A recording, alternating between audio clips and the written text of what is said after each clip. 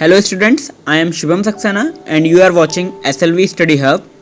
Today we will study about very important topic in class 12th chapter 1 solutions, Henry Law. Let's start.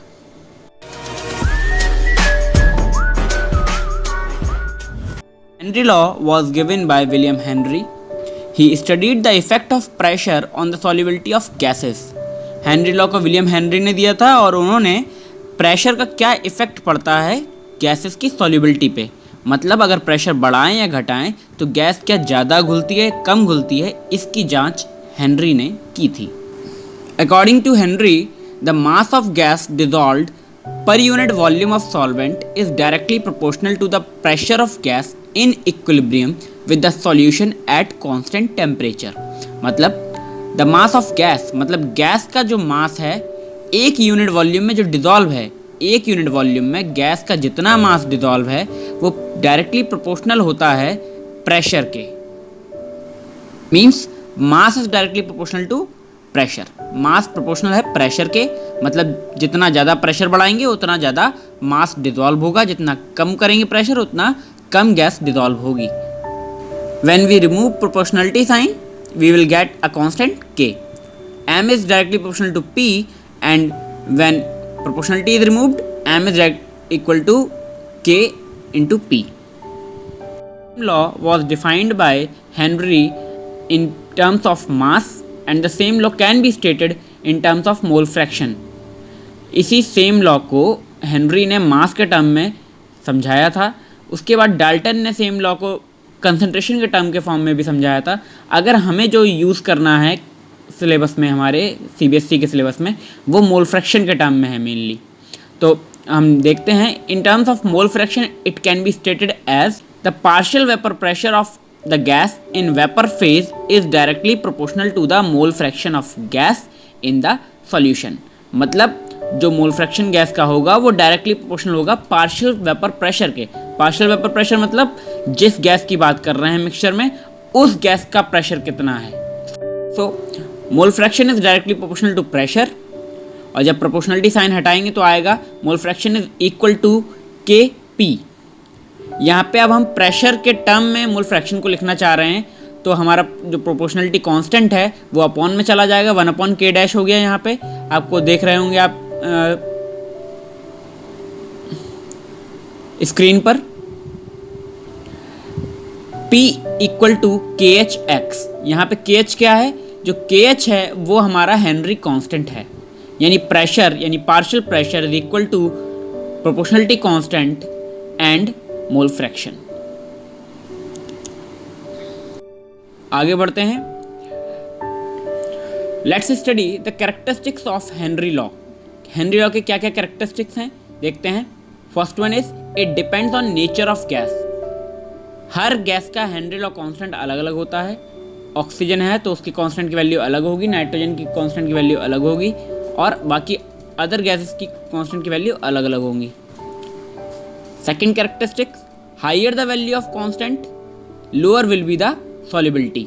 जितना ज़्यादा constant की value होगी उतनी ही उस gas की सॉल्युबिलिटी कम होगी. मतलब अगर किसी गैस का हेनरी लॉ कांस्टेंट ज़्यादा है तो उस गैस की सॉल्युबिलिटी कम है, वो कम घुलेगी. जिसका हेनरी लॉ कांस्टेंट कम है वो ज़्यादा घुलेगी. Clear. Next one is value of constant increases with increase in temperature. मतलब जो KH की वैल्यू है वो टेम्परेचर के डायरेक्टली प्रोपोर्शनल है. टेम्परेचर बढ़ाएंगे KH बढ़ेगा, और KH बढ़ेगा तो सॉल्युबिलिटी घटेगी. Clear. Now let's see limitations of Henry's law. तो पहला लिमिटेशन ये है, it is applicable at low pressure only. ये सिर्फ लो प्रेशर पे वर्क करती है, हाई प्रेशर पे वर्क नहीं करती. Second one is it is inaccurate at very low temperature. बहुत कम टेम्परेचर पे भी वो इनएक्यूरेट रहती है, मतलब करेक्ट नहीं होती है. Third one is non applicable for highly soluble gases. बहुत ज़्यादा सॉल्युबल जो गैसेस होती हैं उनमें ये अप्लाई नहीं होती. And for those which react chemically, और उन गैसेस पर भी अप्लाई नहीं होती है जो केमिकली रिएक्ट कर जाती हैं. KH से रिलेटेड एक इंपॉर्टेंट क्वेश्चन आता है. Aquatic species like fish feels more comfortable in lakes in winter than in summer. Why? मतलब जो एक्वेटिक स्पीशीज होते हैं जैसे फिश हो गई, वो तालाबों में सर्दियों में यानी विंटर सीजन में ज़्यादा कंफर्टेबल फील करते हैं बजाय गर्मियों के। क्या रीज़न है इसका, आइए देखते हैं। The aquatic species need dissolve oxygen in water for their respiration. जितने भी एक्वेटिक स्पीशीज हैं उन्हें क्या चाहिए होता है, ऑक्सीजन चाहिए होता है अपने रेस्पिरेशन के लिए। When more oxygen is available they will feel more comfortable. जब ज़्यादा ऑक्सीजन होगा तो वो इजीली ब्रीथ कर पाएंगे, कंफर्टेबल फील करेंगे। अब ऑक्सीजन कहाँ से मिलता है, ऑक्सीजन मिलता है जो वाटर में सॉल्यूबल गैस है, मतलब जो वाटर में सॉल्यूबल ऑक्सीजन है उसी से फिश वगैरह रिस्पिरेट करते हैं, सांस लेते हैं। अच्छा, अब सॉल्युबिलिटी का इफेक्ट क्या है देखते हैं। As stated the solubility of gas decreases with increase in temperature due to increase in the value of Henry's law constant. जैसे पहले बताया था कि सॉल्युबिलिटी गैस की डिक्रीज करती है टेम्परेचर इंक्रीज के साथ। क्यों, क्योंकि हेनरी लॉ कांस्टेंट बढ़ता है। हेनरी लॉ कांस्टेंट बढ़ेगा टेम्परेचर के साथ तो सॉल्युबिलिटी घटेगी। बहुत सिंपल है। और जब सॉल्युबिलिटी घटेगी यानी ऑक्सीजन कम होगा। गर्मियों में टेम्परेचर ज़्यादा होता है, हेनरी लॉ कांस्टेंट ज़्यादा हो गया, सॉल्युबिलिटी कम हो गई और ऑक्सीजन की जो मात्रा है पानी में वो कम हो जाती है, इसलिए गर्मियों में ज़्यादा इजीली ब्रीथ नहीं करते हैं। इसी के अपोजिट विंटर में क्या होता है, टेम्परेचर कम होता है, हेनरी लॉ कांस्टेंट की वैल्यू भी कम होगी। अगर टेम्परेचर कम होगा तो सॉल्युबिलिटी ज़्यादा होगी, ज़्यादा ऑक्सीजन मिलेगा, वो इजीली ब्रीथ कर सकेंगे। Moving toward the applications of Henry law.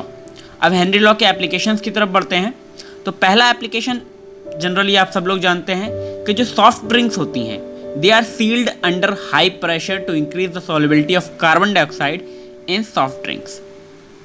मतलब जितनी भी सॉफ्ट ड्रिंक होती हैं वो हाई प्रेशर पे सील करी जाती हैं, काफ़ी हाई प्रेशर में उनको रखा जाता है, जिससे क्या होता है, सोडा इफेक्ट आता है बॉडी में। हम लोग की बॉडी में जब ज़्यादा गैस जाती है तो वो एकदम से डकार बाहर आती है, जिसे हम लोग सोडा इफेक्ट कहते हैं। तो जो कोल्ड ड्रिंक वगैरह होती हैं उसमें कार्बन डाइऑक्साइड को ज़्यादा से ज़्यादा मात्रा में सील पैक करने के लिए हमें हाई प्रेशर लगाना पड़ता है, और जब ज़्यादा प्रेशर होता है तो गैस ज़्यादा डिजॉल्व होती है। यही हेनरी लॉ है। Clear? The next application is the deep sea diverse use compressed air for breathing at high pressure underwater. Intakes both oxygen and nitrogen gas. Nitrogen is not highly soluble but gets dissolved in blood under water due to high pressure. जो deep sea driver होते हैं वो compressed air को अपने साथ ले जाते हैं ब्रीदिंग करने के लिए, मतलब वो हाई प्रेशर पर रखी जाती है, और जब हम लोग इनटेक करते हैं तो ज़्यादा से ज़्यादा ऑक्सीजन हम लोग की बॉडी में डिजॉल्व हो सके इसलिए करते हैं। अदरवाइज जो एयर में ऑक्सीजन होती है ईजिली अवेलेबल होती है, ईजिली हम इनटेक कर लेते हैं, बहुत ज़्यादा मात्रा में होती है, लेकिन जो पानी में होता है वो हमें कंप्रेस करके ले जानी पड़ती है, क्योंकि जब ज़्यादा कंप्रेस होगी ज़्यादा प्रेशर होगा तो ईजिली हमारे ब्लड में डिजॉल्व हो जाएगी, मात्रा बढ़ जाएगी, अदरवाइज नहीं होगी। क्लियर है? हम लोग ज़्यादा प्रेशर पे कोई गैस को इनहेल करते हैं, मतलब जो ऑक्सीजन है वो तो रेडली सॉल्युबल है, लेकिन नाइट्रोजन इतनी सॉल्युबल नहीं है हमारे ब्लड में, लेकिन जब प्रेशर पे लेते हैं तो ज़्यादा से ज़्यादा नाइट्रोजन हमारे ब्लड में डिज़ोल्व होती है।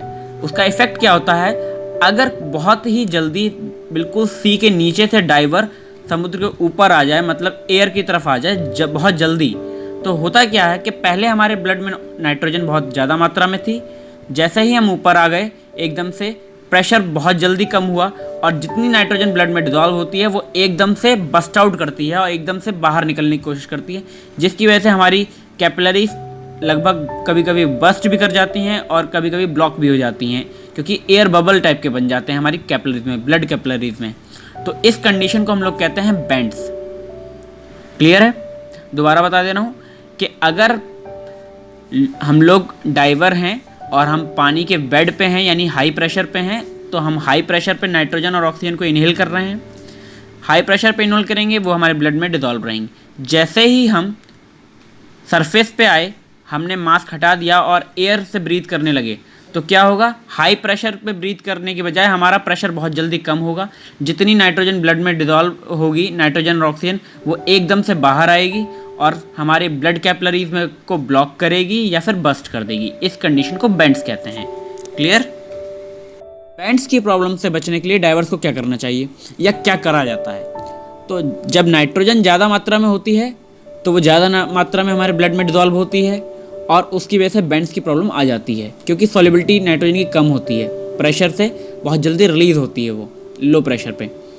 उसके अपोजिट हमें क्या करना होता है, एयर में 78% नाइट्रोजन होती है जो हम लोग इनहेल करते हैं, लेकिन टैंक्स में जो हम ले जाते हैं उसमें 11.7% हम लोग हीलियम लेते हैं और 56.2% ही नाइट्रोजन लेते हैं। उसके अलावा 32.1% ऑक्सीजन लेते हैं। मतलब यहाँ ऑक्सीजन की मात्रा हम बढ़ा देते हैं और नाइट्रोजन की घटा देते हैं, जिससे हमारा नेट इफेक्ट में थोड़ा हेल्प मिलती है डाइवर्स को, जिससे हमारी जो नाइट्रोजन है वो डाइल्यूट हो जाती है और जैसे ही हम लोग क्या कहते हैं सरफेस पे आते हैं तो इतनी नाइट्रोजन होती ही नहीं है कि वो एकदम से बाहर निकले। क्लियर है? तो बैंड्स की कंडीशन को हम लोग अवॉइड कर लेते हैं। हेनरी लॉ का नेक्स्ट एग्जाम्पल है कि अगर हम लोग बहुत हाई एल्टीट्यूड पे जाते हैं, at high altitude the partial pressure of oxygen is less than the partial pressure of oxygen eight ground. मतलब हम लोग ग्राउंड पे रहते हैं तो एयर का प्रेशर ज़्यादा होता है, जैसे जैसे हाइट पे बढ़ते हैं प्रेशर कम होता है। तो एयर का प्रेशर कम हुआ तो ऑक्सीजन का भी प्रेशर कम होता है। यहाँ पे ग्राउंड पे रहने पर हमारे ब्लड में ऑक्सीजन ज़्यादा डिजॉल्व होता है। जैसे जैसे हम लोग ऊपर जाते हैं, यानी हाई एल्टीट्यूड पे जाते हैं, बहुत ऊंचे पहाड़ों के ऊपर जाते हैं, तो वहाँ ऑक्सीजन का प्रेशर कम हो जाता है, ब्लड में से ऑक्सीजन कम हो जाती है, यानी कम डिजॉल्व होती है। जितनी मात्रा में एक टाइम में डिजॉल्व होनी चाहिए उतनी मात्रा में नहीं होती है।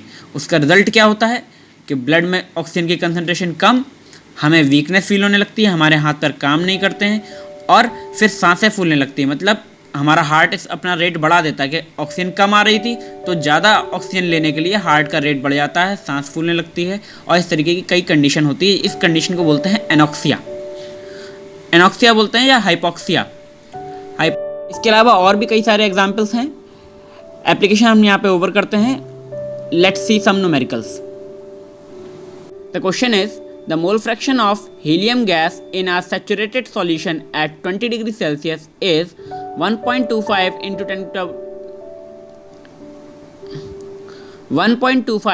10 to the power minus 6. Calculate the pressure of helium gas above the solution if KH is 144.98 किलोबार। Clear है? क्वेश्चन समझ में आ गया? सॉल्यूशन करते हैं। KH की वैल्यू आपको दे रखी है 144.98 किलो बार, जिसको बार में कन्वर्ट करें 10⁻³ से हमें मल्टीप्लाई करना पड़ेगा। क्लियर? मोल फ्रैक्शन आपको दे रखा है 1.25 इंटू 10⁻⁻6। हेनरी लॉ क्या कहती है? Pressure is equal to KH into X, यानी मोल फ्रैक्शन। प्रेशर आपको निकालना है। KH की वैल्यू आपको दे रखी है 144.98 इंटू 10⁻3। मोल फ्रैक्शन की वैल्यू आपको पता है 1.25 इंटू 10⁻6। प्रेशर आपका आ गया, नेट कैलकुलेट करा हमने, प्रेशर आया हमारा 0.181 बार। क्लियर है? इजी था। न्यूमेरिकल लेते हैं। Let's read out. If N2 gas is bubbled through water at 293 kelvin, how many millimoles of N2 gas would dissolve in 1 litre of water? Assume that nitrogen exerts a partial pressure of 0.987 bar and the value of KH for N2 at 293 Kelvin is 76.48 किलोबार। मतलब nitrogen gas को अगर हम water में bubble कराएं, जिसका pressure दे रखा है यहाँ पे 0.987 बार और 1 लीटर वाटर हमने लिया है, तो हम पूछ रहे हैं कि कितना नाइट्रोजन डिजॉल्व होगा अगर KH की वैल्यू दे रखी है 76.48 किलो बार। क्लियर है? Starting the solution. Henry law आपको पता है क्या थी? Pressure is equal to KH into mole fraction. तो मोल फ्रैक्शन हम यहाँ से निकाल सकते हैं क्योंकि प्रेशर दे रखा है ऑलरेडी। प्रेशर कितना है N2 का? 0.987 बार और KH की वैल्यू कितनी दे रखी है? 76.48 किलो बार। तो किलो को पहले हम लोग कन्वर्ट करेंगे जनरल में, बार में, किलो बार को। तो किलो बार को कन्वर्ट करने के लिए बार में हमें क्या करना पड़ेगा? 10⁻³ से मल्टीप्लाई करना पड़ेगा। क्लियर है? तो मोल फ्रैक्शन निकालना है, that is equal to pressure ऊपर रखा, KH नीचे आ गया। KH में 10⁻³ मल्टीप्लाई किया तो पॉइंट हट गया और हो गया 76480 प्रेशर ऊपर है 0.987, 0.987 अपॉन 76480 इज इक्वल टू, तो मोल फ्रैक्शन नाइट्रोजन का कितना निकल के आया 1.29 इंटू 10⁻⁵। तो ये तो नाइट्रोजन का मोल फ्रैक्शन है जितना डिजॉल्व होगा। अब नंबर ऑफ मोल्स हमें निकालने हैं कि कितना मोल, हमसे क्वेश्चन में क्या पूछा गया, how many milli moles.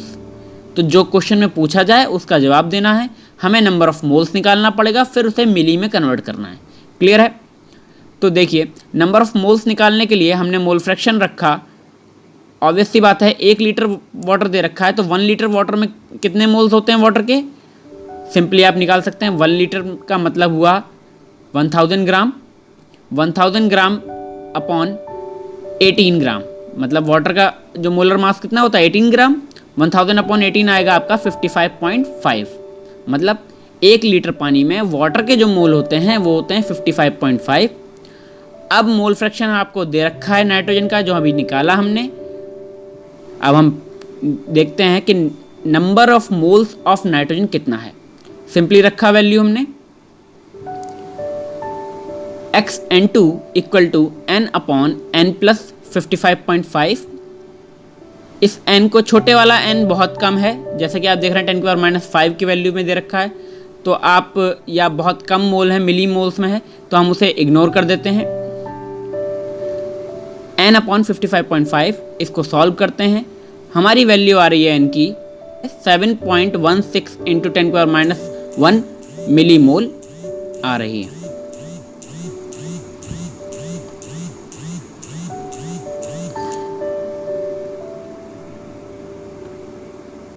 Hello students, I hope आपको हेनरी लॉ समझ में आया होगा। इस टॉपिक को मैंने सेपरेटली इसलिए कवर किया है क्योंकि ये काफ़ी इंपॉर्टेंट टॉपिक है 12th क्लास के लिए। अब नेक्स्ट वीडियो में हम राउल्ट लॉ देखेंगे। आप हमारे सभी वीडियोस के लिंक हमारे डिस्क्रिप्शन बॉक्स में देख सकते हैं इस चैप्टर से रिलेटेड। और अगर आपको कोई डाउट है, कोई समस्या है, तो आप कमेंट बॉक्स में लिखिए। आई होप मैं कोई वीडियो बना के उनका सॉल्यूशन ज़रूर करूँगा। Thank you.